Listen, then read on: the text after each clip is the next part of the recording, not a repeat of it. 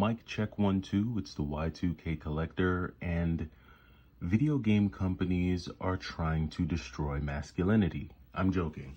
I don't know if that's the case, but I did watch a recent video from mediocre tutorials and reviews who reacted to a video about game companies like Ubisoft, which are creating games that have actually destroyed the stereotypical masculine main character and have replaced them with either these more feminine characters, transgender characters, gay characters, and even the female main characters can't just be your traditional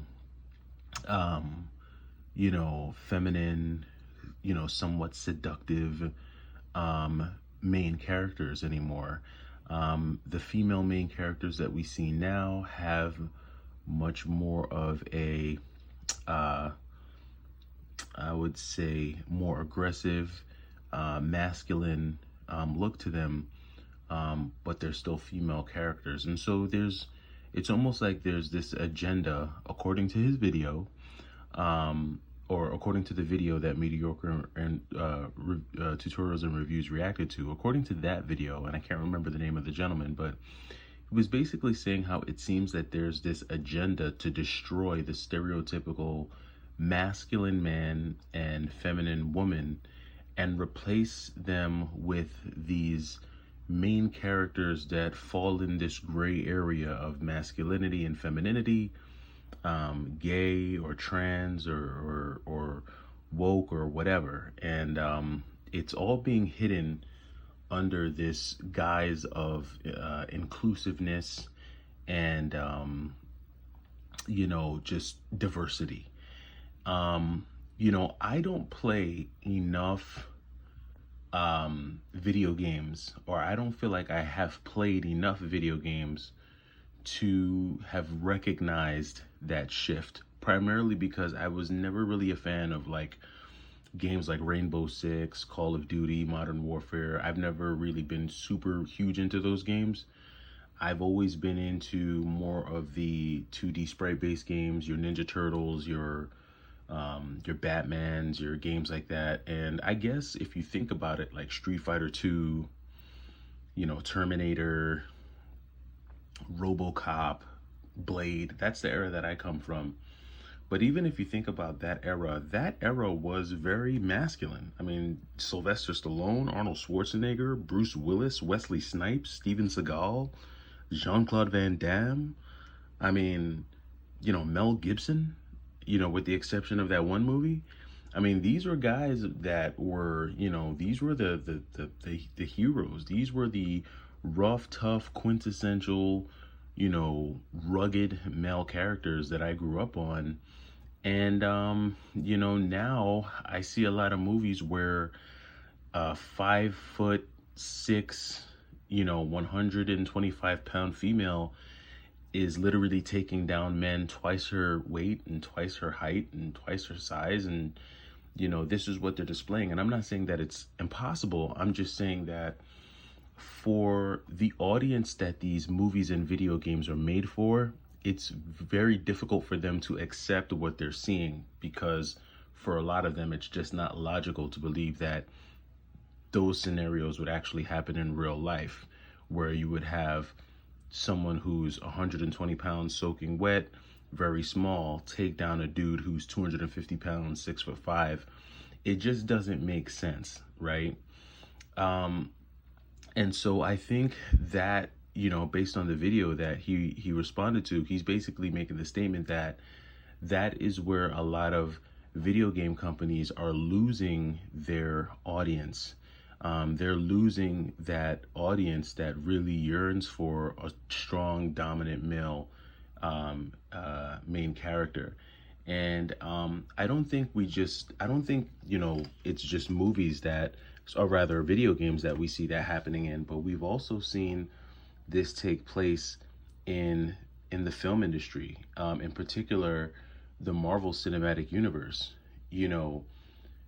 Deadpool and Wolverine have been the highest grossing film since I don't even know when. Um, and there's a reason why Deadpool and Wolverine has been the highest grossing film, is because it's a movie that was actually made for the audience that enjoys Marvel Comics and, action superheroes. And that's typically going to be a predominantly heterosexual male audience. And I have nothing against anyone who's not heterosexual. I'm not judging anyone. I'm just saying, if if if you're going to make a product like an action movie, it would probably be the smartest thing to design it and cater it to the audience that is going to consume it most. And for a while, I think Marvel was missing the mark with that. I think they were so focused on being inclusive and broadening their audience that they began to water down their brand and just really deliver products that their core audience just really wasn't interested in. And because of that, they started to see sharp declines in viewership. No one cared about the movies. Ticket sales began to tank.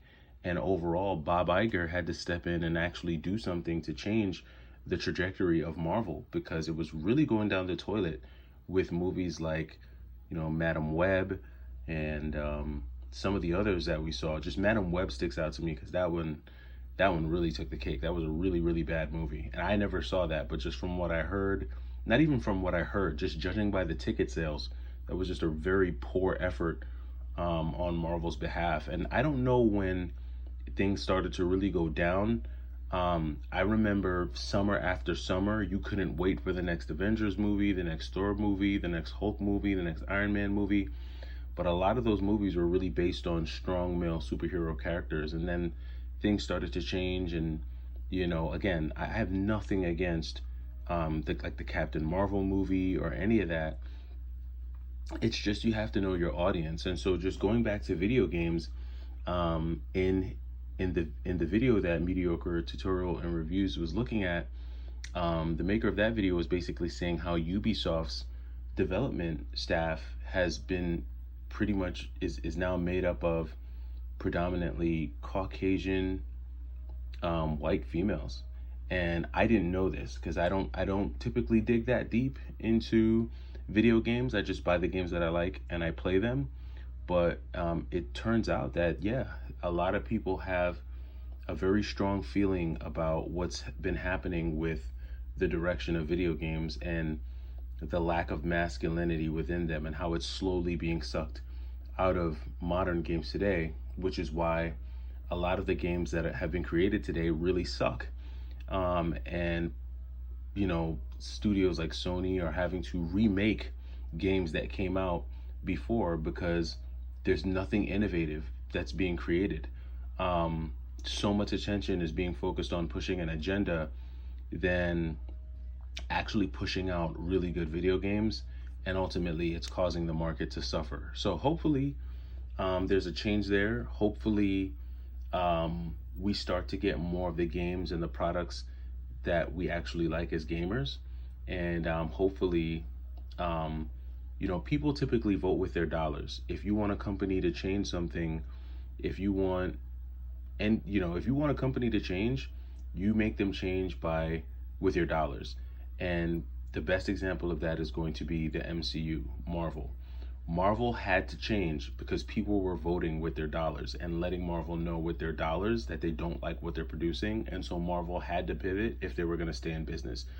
And so I think when it comes to video games, that's the same thing that you can do to kind of help companies get back on track. With that being said, there's a lot of talk about a recession. I mentioned it before. And so if you're a reseller, definitely be careful. Try not to stock up too much on inventory, because odds are you may have a tough time moving some of that inventory as we go into the final quarter of the year. Things are not really looking good. 2025 is shaping up to be a rough year, but hopefully you all are able to survive and continue to enjoy the amazing hobby of video games, and everyone stays happy, healthy, and safe. that does it for me. I'm the Y2K Collector. Very interesting thoughts today. Let me know what you think about some of these thoughts down in the comments, and I'll catch you in the next video. Take it easy.